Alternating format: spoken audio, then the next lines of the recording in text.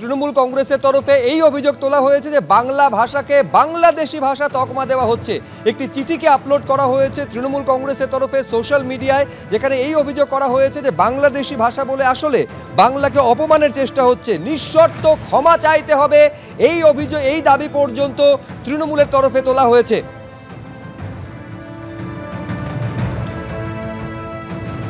মুখ্যমন্ত্রী মমতা বন্দ্যোপাধ্যায় তিনি ইতিমধ্যেই সোশ্যাল মিডিয়ায় তার প্রতিবাদ লিপিবদ্ধ করেছেন। তিনি স্পষ্টত বাংলাকে অপমান করা হচ্ছে এই অভিযোগ তিনি করছেন। কেন্দ্রীয় স্বরাষ্ট্র মন্ত্রকের অধীন দিল্লি পুলিশ বাংলাকে বাংলাদেশি ভাষা বলছে। যে ভাষায় জাতীয় সঙ্গীত সেই ভাষাকেই বাংলাদেশি ভাষার তকমা দেওয়া হচ্ছে অভিযোগ করছেন মমতা বন্দ্যোপাধ্যায়। এটা অপমানজনক, দেশ এবং সংবিধান বিরোধী বলে পোস্ট মমতা বন্দ্যোপাধ্যায়ের। এই বাংলা বিরোধী সরকারের বিরুদ্ধে সবাই পথে নামুন।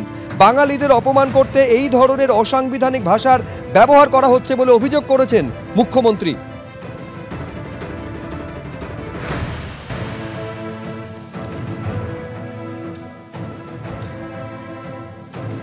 শুধু মমতা বন্দ্যোপাধ্যায় নয়, একই সুরে সোচ্চার হয়েছেন অভিষেক বন্দ্যোপাধ্যায়, তৃণমূলের সর্বভারতীয় সাধারণ সম্পাদক। তিনিও সোশ্যাল মিডিয়ায় পোস্ট করেছেন এবং যার মধ্যে বাংলা ভাষাকে অপমান করার উদ্দেশ্য এইটা রয়েছে বলে মনে করছেন তিনি।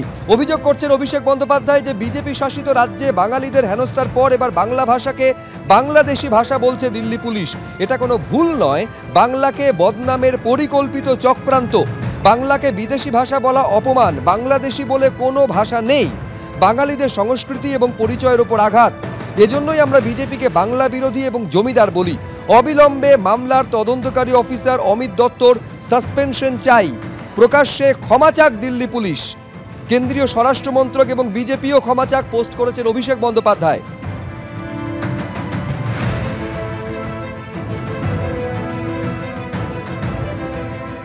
বলে বাংলাকে বাংলাদেশি ভাষা বলাতে একেবারে দিল্লি পুলিশ থেকে শুরু করে কেন্দ্রীয় সরকারকে পর্যন্ত নিশানা করেছে তৃণমূল কংগ্রেস। একেবারে এর পেছনে উদ্দেশ্য রয়েছে, পরিকল্পনা রয়েছে বলে অভিযোগ তৃণমূলের।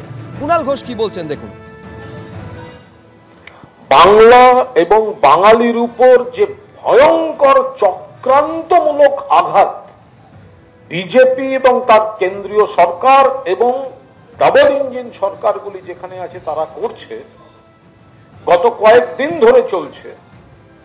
বাংলা ভাষা বললেই তাকে বলে দেয়া হচ্ছে বাংলাদেশি। ভারতীয় বাঙালি তাদের শিকড় ধরে টান দেওয়ার চেষ্টা হচ্ছে।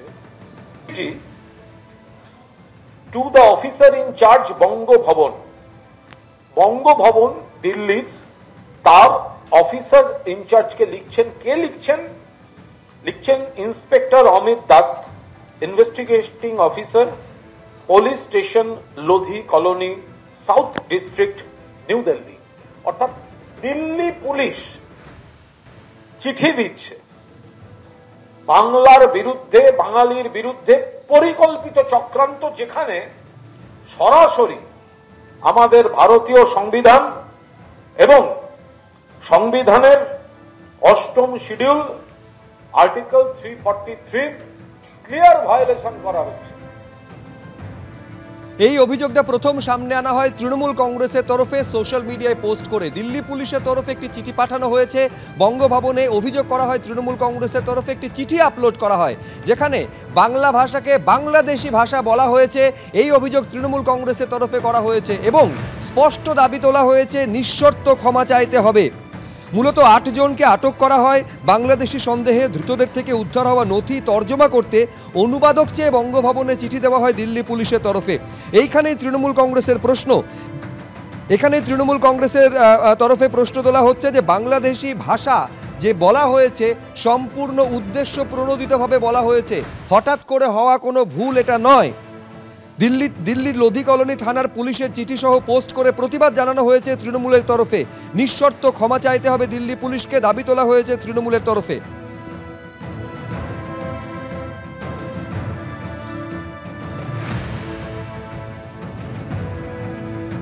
ঠিক ভাষা বলেছে। আপনি বাংলাদেশের একটা বই নিয়ে এসে পড়ুন আর পশ্চিমবঙ্গের একটা বই, যে কোনো টেক্সট বই নিয়ে এসে পড়ুন, দুটোর মধ্যে পড়লেই বুঝতে পারবেন কোনটা সুবোধ সরকার লিখেছে আর কোনটা বাংলাদেশের কোনো শফিকুল ইসলাম লিখেছে।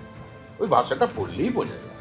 সুতরাং বাংলা ভাষায় কথা বললেই সে ভারতবাসী হয়ে যাবে, বাংলা ভাষায় কথা বললেই তার নামটা ভোটার লিস্টে লিখে দিতে হবে, এটা চলবে না। পরিকল্পিতভাবে বিভিন্ন জায়গায় ফেক আধার কার্ড নিয়ে এখন ওরা বঙ্গভবনের মধ্যে ঢুকে পড়েছে।